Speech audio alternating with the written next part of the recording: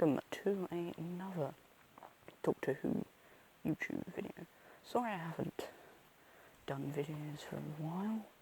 I've been a bit busy, but these things just take a while to sort of edit. But anyway, last time I left off the video with,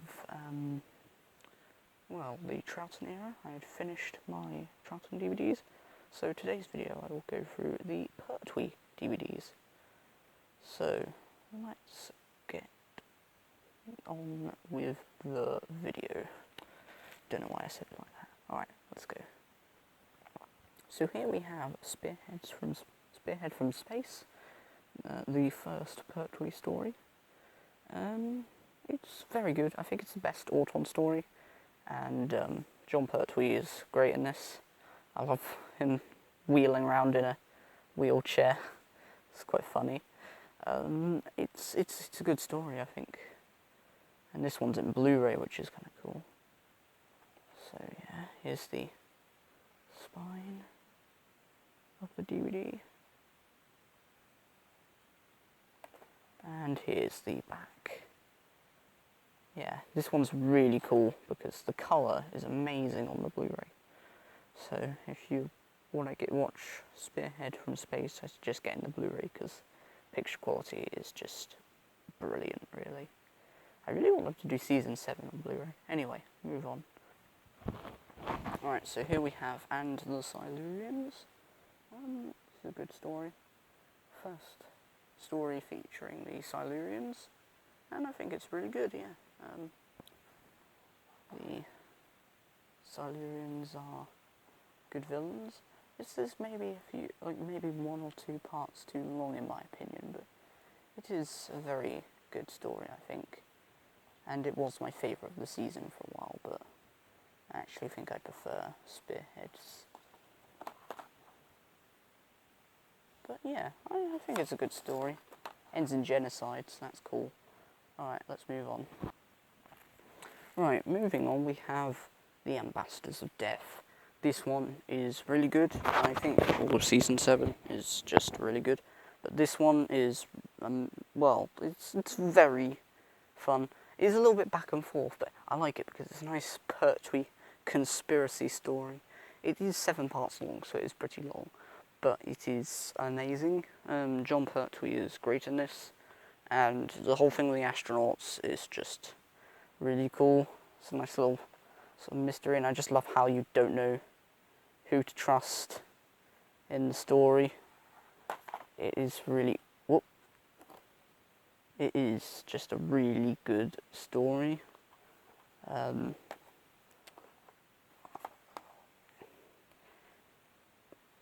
You just have to watch it, really. It's such a good one, though. Anyway, let's move on.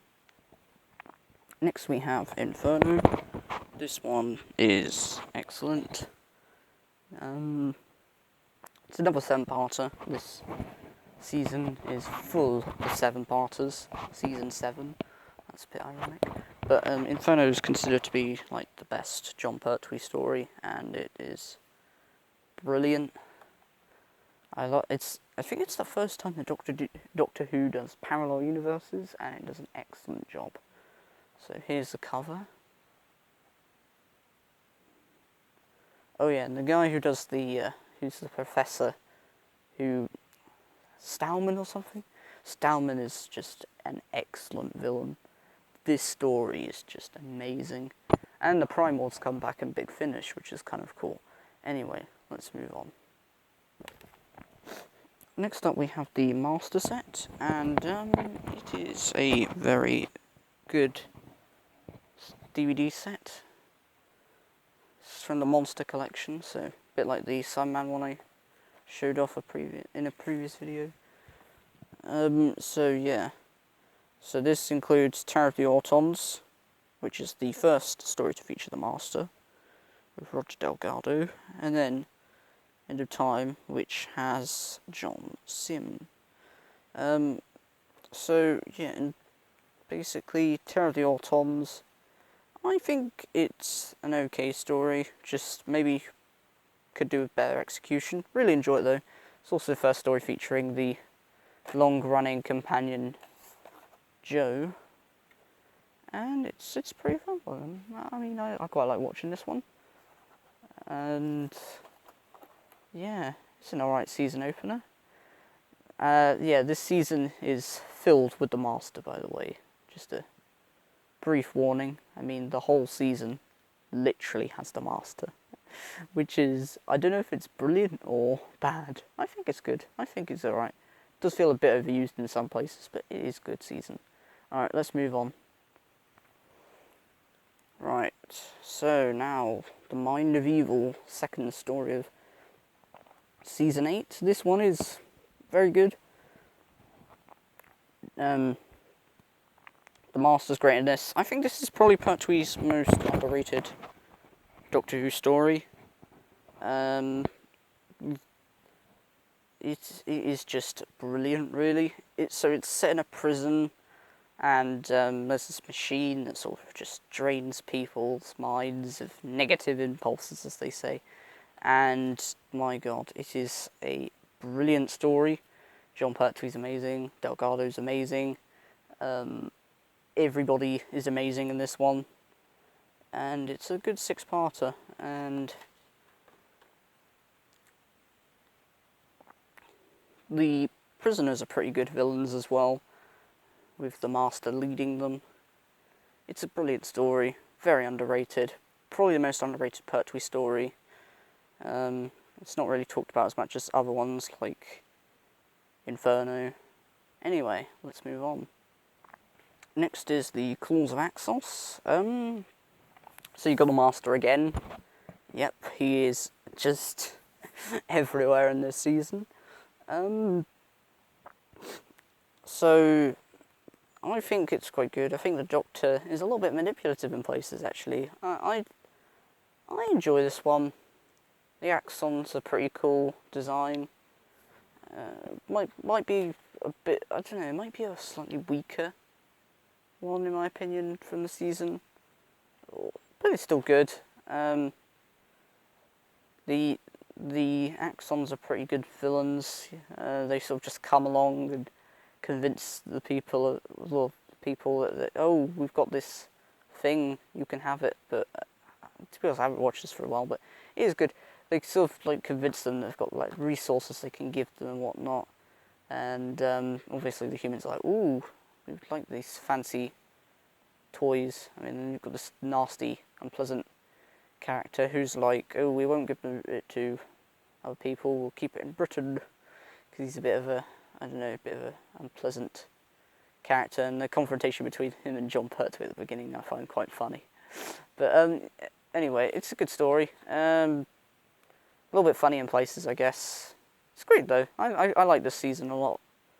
But yeah, you just got to give this one a watch, really. It's good though. Right, another one of my VHS tapes. So, Colony in Space. It's a good story. Actually, it is amazing. Look, the miners are brilliant villains. The Master doesn't necessarily feel needed for this story to me, but the miners convincing the colonists to sort of leave just so they can, well, you know, just mine and whatnot, as you do. But that is brilliant, the lengths that they will go to sort of scare off the colonists. It is brilliant. It is also, I think, yeah, it's like the first time that the Third Doctor properly sort of goes travelling. He thinks he's sort of got control of the TARDIS again. He doesn't. The Time will send him on it. But it's a good story. Master's pretty good for the short amounts he's in, but I think the main bit is the confrontation between the miners and the colonists in the story is amazing. I also really like that weird-looking robot that's sort of chasing around. It's got these weird, ginormous sort of robotic hands with these sort of dino gloves on or something. I don't know. It's pretty funny. But yeah, it's a good story. Recommend giving it a watch. Pretty much recommend giving every Pertwee story a watch. Pertwee Era incredibly solid as just an era. Pertwee is a very good one for beginners as well, I think. Anyway, let's move on. So next we have the Daemons. This is a good one. Quite a fun one, I think. The Master's good in it. I like how it's basically very typical Master story, to be honest. You know, Master's trying to take over some sort of power that he doesn't really understand. And the Daemons, well, demons, whatever, they're all really cool looking. It's just a really good story, I think. Yeah, it's a good one. I think it gets a bit wrapped up. It gets wrapped up a little bit anticlimactically because it's sort of just a bit fast, really, the way it ends. But it's good. I think they also, yeah, I'm pretty sure they arrest the Master in this one, and that sort of sets him up for the next season, season 9. So yeah, this is the final story in season 8. So let's move on to season 9. Right, before I go into great detail about the episodes in season 9, I am missing only one story from the Pertwee Era, which is part of season 9, which is the mutants. So I'll just quickly say what I think about the mutants when we get to the bit where mutants would slot in. But anyway, so Day of the Daleks is a very good one. I like the sort of similarities, at least to me. It sort of reminds me quite a lot of the Terminator with the time travel aspects. And I think it's a really good story. First time the Daleks come back. People don't like the sort of original shot of it, but the special edition stuff where they touched up the Dalek voices and added in some new effects is quite good too. I like both of them personally. Anyway, yeah, it's a good story. I like how the people going back in time to kill this guy, they sort of just end up becoming part of the reason for the Daleks taking over. It's a good one. Just watch it. It's brilliant. Right, next we have the Curse of Peladon. This is a brilliant story. I absolutely love the Peladon stories for Pertwee Era. Wow, they are brilliant. The Peladon Tales box set is amazing. The Planet Peladon, very interesting. And the Ice Warriors and all the different aliens being there really makes these stories stand out. So yeah, it's really nice sort of mystery story. There's like basically it's sort of a bit like EU in some respects. That's what it reminds me of, because you basically got you've got like the Peladon people of Peladon, and they're joining this thing called the Galactic Federation, which is made up of several species like the humans and the Ice Warriors, etc., etc. And basically, you've got loads of costumes in this, and the sets are pretty nice. I think it looks really cool. The statues are awesome, and it's sort of basically kind of a bit. Basically, it's essentially a murder mystery in a castle, and it's excellent. My God, if you want to watch a Pertwee story or just any classics, watch the Peladon stories. They are really, really good. Anyway, let's move on before I spend too long talking about the Curse of Peladon, which I'm probably going to geek over Monsters of Peladon even more. So be warned. Next we have the Sea Devils. This is a good one. I think I prefer it to the Silurians, which is probably going to get me a bit of hate, but whatever. The Sea Devils is just, I think it's just a bit more interesting. It's a bit shorter. I mean, I think it's like one part shorter. It's a 6-parter. But it's really nice, I think. I think you've got a few more interesting characters, I'd say. I mean, you've also got the Master, because basically he's sort of in a prison, and yeah, he's using the Sea Devils and whatnot, and it's brilliant, really. Sea Devils are cool. John Pertwee's pretty good in this one. You've got Unit, like pretty much every Pertwee story. and the Master is great in this, really. I like how he sort of takes over the entire prison. He's basically just controlling it, like they do whatever he asks, and yeah, he's also, you know, trying to manipulate the Sea Devils, because he's always trying to manipulate somebody, come on, you know, so he can use them for his own evil goals. Anyway, let's move on to the next story. Right, next story after Sea Devils is the Mutants, the one Pertwee story I do not have. Literally the only Pertwee story I don't have, so when I get that I'm going to be pretty excited. But basically, yeah, the Mutants is just awful. Oh my god, do not watch the Mutants. It is, well, I just couldn't take it seriously, and also the beginning I found pretty boring. Once you get into it, there are some good bits, it is enjoyable in places, and I think the villains and stuff are good in it, but it is quite a slog to get through, and it's just so bizarre.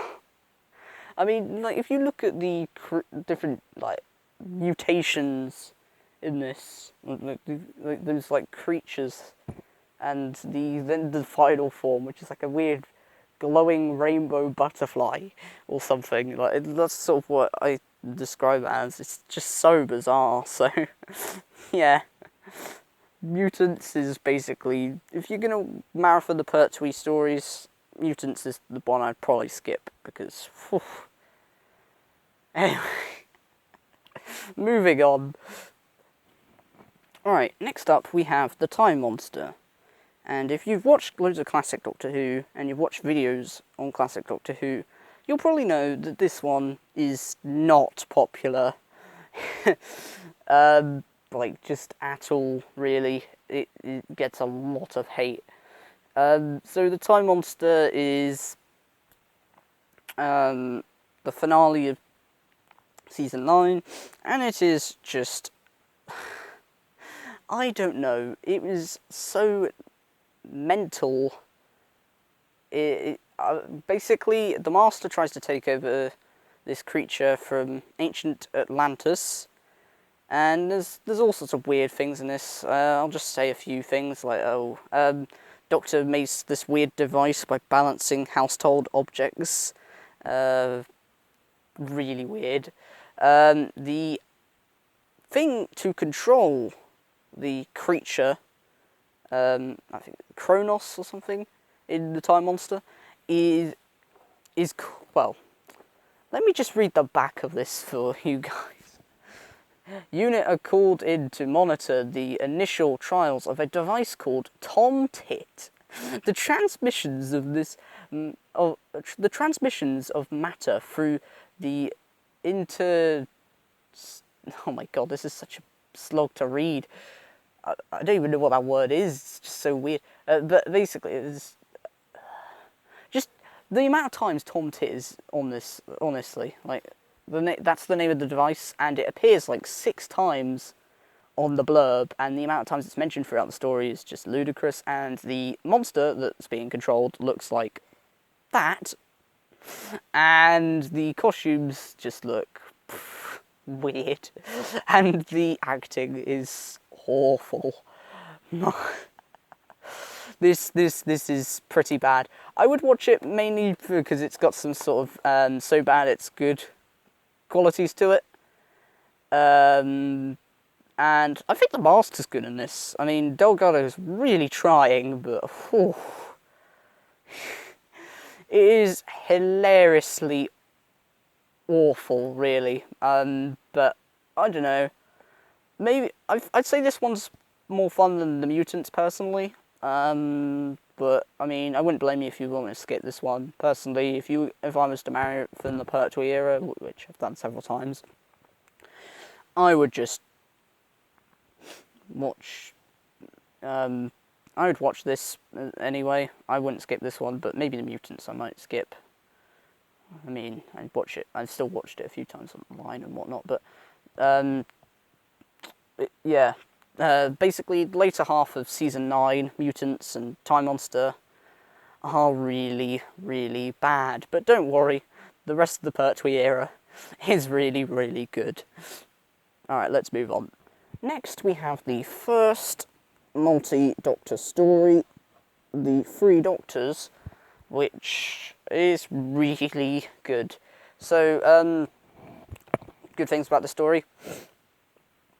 You've got Pertwee and Troughton being hilarious together. The banter between those two Doctors is honestly some of the most hilarious things from the Pertwee era. The villain Omega is brilliant. I think quite a few big fans of the show will probably know of Omega. I mean, he's only had 2 appearances, but he is very important to the show, and he is a brilliant villain. And I love this whole sort of thing of like you go into this world of antimatter, and it's really good. You've got Unit in it, so that's something cool, and you've got all 3 Doctors. Unfortunately, well, no, you've got all 3 Doctors at the time, but unfortunately, Hartnell was obviously ill with this. If you didn't know much about the show, you probably know that.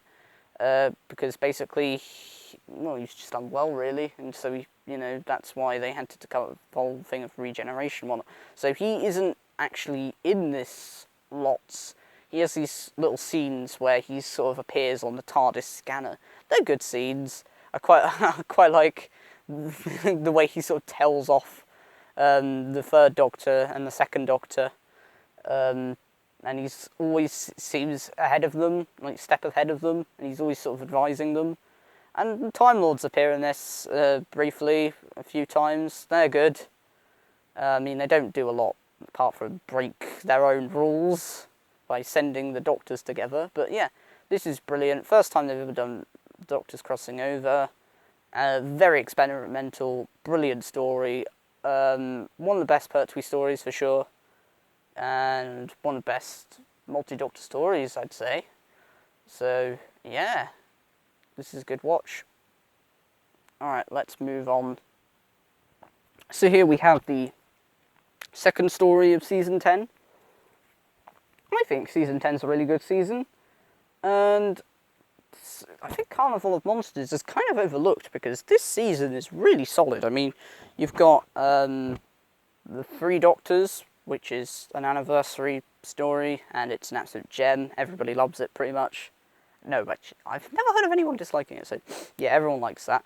Carnival of Monsters is a bit weird. It could be a bit difficult to watch for maybe some newer viewers, some who haven't watched Classic Who before, but it's good. So the Doctor and Joe land in this little sort of miniscope, because he's basically just gotten time travel back from the Time Lords, and he wants to, well, time and space travel, and basically he sort of just wants to test it out, and so he ends up in this thing called a miniscope, which is basically a thing that people watch for entertainment, and the villains are great. The Drashigs are pretty cool. I think they're a bit overlooked by fans, although there is a bunch of memes about them. And I just think it's a really interesting episode. I quite like the whole stuff with the Mary Celeste. Yeah, the Doctors aboard it, and the creatures you see inside the miniscope are pretty cool. Just all of them. You don't see loads, you don't see the Doctor encounter loads, but there's some pretty interesting creatures in there, because one of the things we see that's in the miniscope is a Cyberman, although the 3rd Doctor doesn't encounter it, and the 3rd Doctor doesn't really encounter the Cyberman at all, to be honest, apart from in the 5 Doctors. But anyway, this story is good, and yeah, I'd recommend watching it. Just maybe watch a few Pertwees before if you haven't watched it before. And I think this is actually quite a solid one. Bit overlooked, really. Alright, let's move on. Alright, so we just had Carnival of Monsters. So let's go on to Frontier in Space. So this one is really, really good. Oh my god, the Master is probably at his best in this, and in my opinion, and Delgado's Master's in his best of this, and basically it's unfortunately Delgado's last appearance as the Master, because unfortunately he died before they could do any more with him, which is really big shame. So you basically got the Master and the Ogrons and the Daleks orchestrating a war between the humans and another species called the Draconians. They are so manipulative. I mean, you don't get the Daleks until like the last 2 parts, I think, but the Master and the Ogrons are brilliant. This story just takes you all over, like, travels so much. Like, you go to so many different, like, places in space, and this is such a bombastic one, really. Pertwee is amazing, Joe is great, and all the characters are really good, and I love the world building of this story. Like, there is so much space travel. It's just brilliant. It does drag in a few scenes, like a little bit in some places, I think. But on the whole, this is probably one of Pertwee's best. It is really, really good. So, yeah.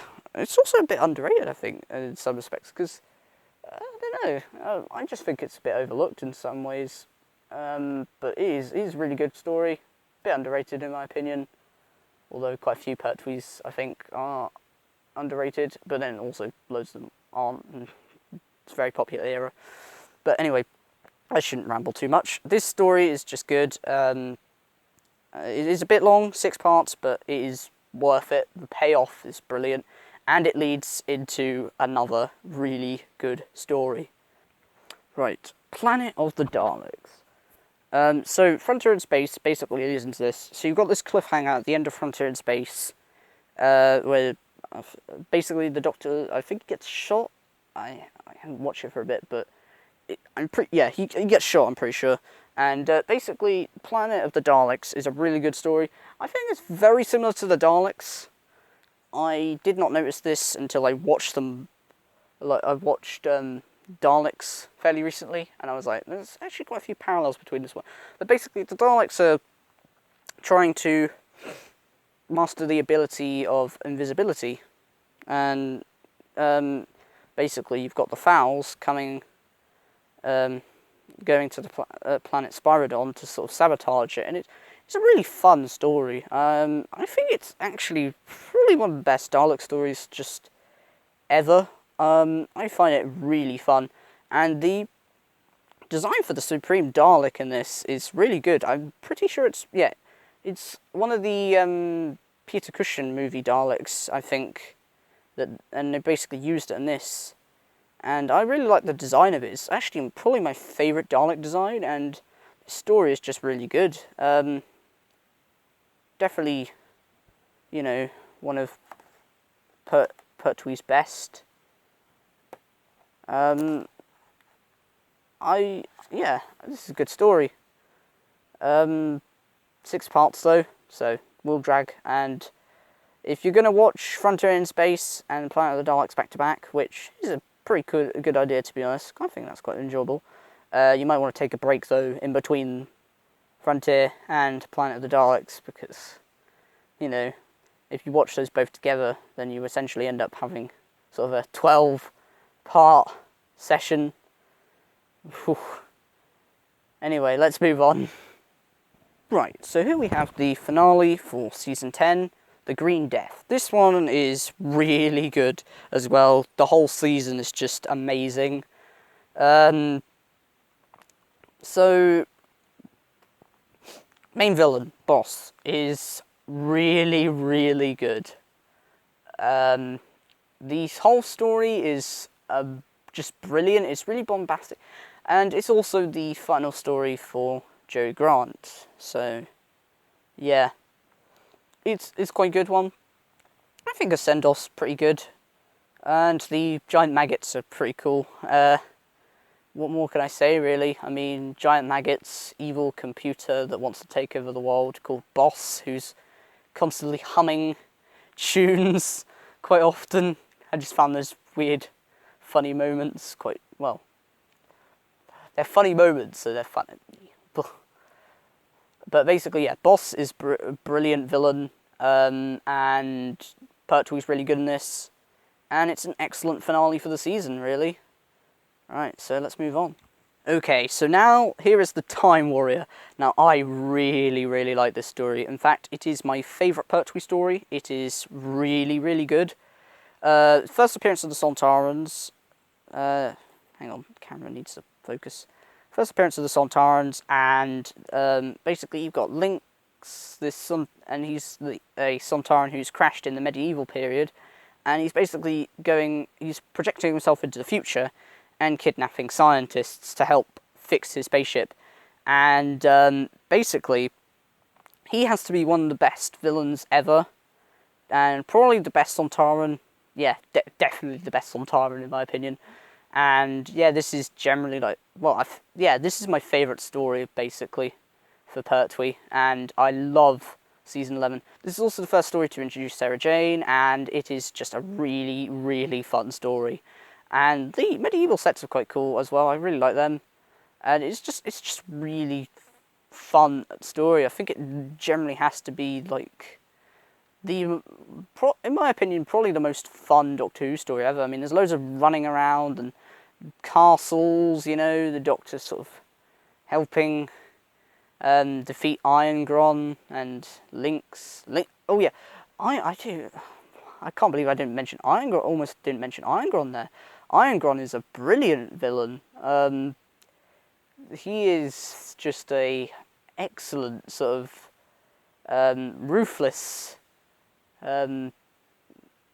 character. Like he basically he's sort of assists Lynx in some respects, because he basically just lets him have space in a castle to fix his ship, and in return Lynx gives him magic weapons.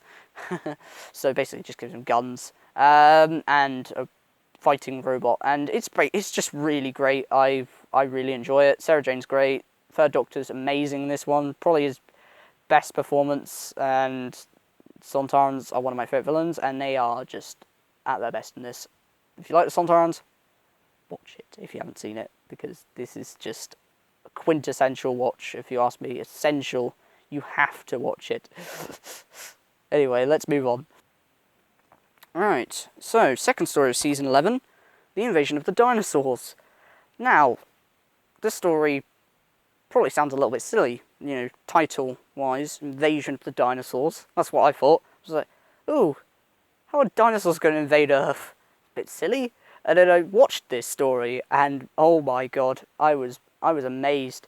This has to be a brilliant sort of, well, it's basically a conspiracy story. So I'm not going to spoil any of this. Like, all I'm going to say is,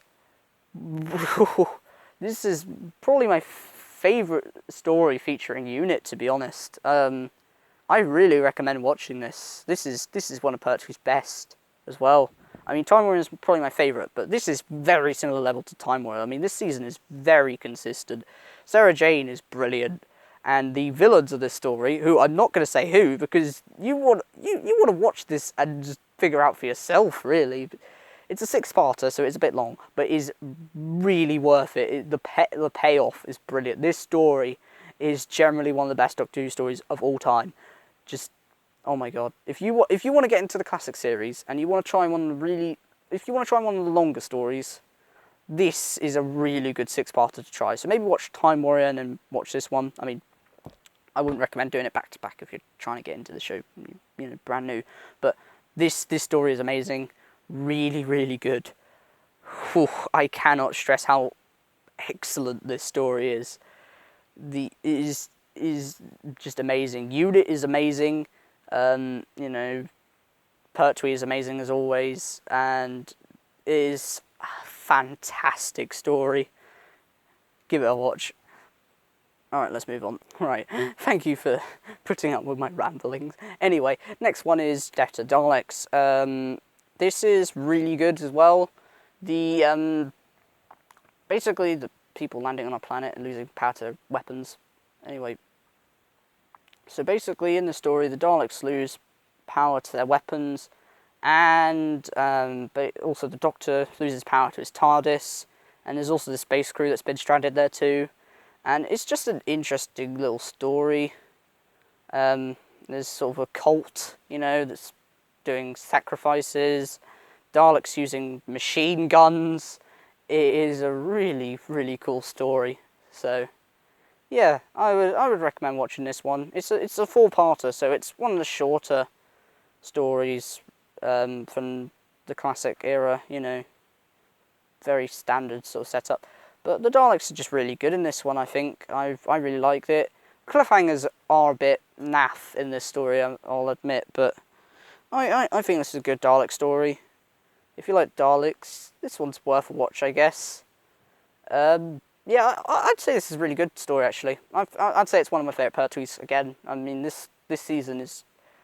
Well, Season 11 is actually my favourite season of Doctor Who. That and Season 12, which is Tom Baker's one, so we'll get to that next video. But yeah, Daleks great in this. They're cunning, manipulative, you know, they're gunning down those cult members, you know, the Exelons, and they're forcing them into manual labour, mining for them. Yeah, it's a good story. I'd give it a watch. Alright, let's move on. Okay, next up is the Monster Peladon. This one's really good. Agador's great, as always, you know, and I love this story. It's basically a sort of miner strike story. Like, you've got miners and they're striking, and this is probably my favourite Peladon story. I'm not going to talk about it too much because I don't want to spoil it. It is one of my favourite Doctor Who stories of all time. It's really fun, just running around a castle, you know, fighting off the Ice Warriors. They are brilliant in this one, and Alpha Centauri is quite good in this one too, actually. I mean, she is a bit... he, whatever, is really annoying with the voice, but I think they're quite good in this story nevertheless. And Sarah Jane's really good. She really earns her merit as a companion in this season. And I really liked her with Pertwee, to be honest. Pertwee and Sarah Jane is probably one of my favourite TARDIS teams. Anyway, this is a good story. And anyway, I'm sorry you've had to put up with this really long video. And sorry about the sound just then, that was a door. But anyway, I'm going to end the video now. So yeah, see you in the next video where we'll finish off the Pertwee era with Planet of the Spiders. And we'll start the 4th Doctor era. So, see you next time. Goodbye.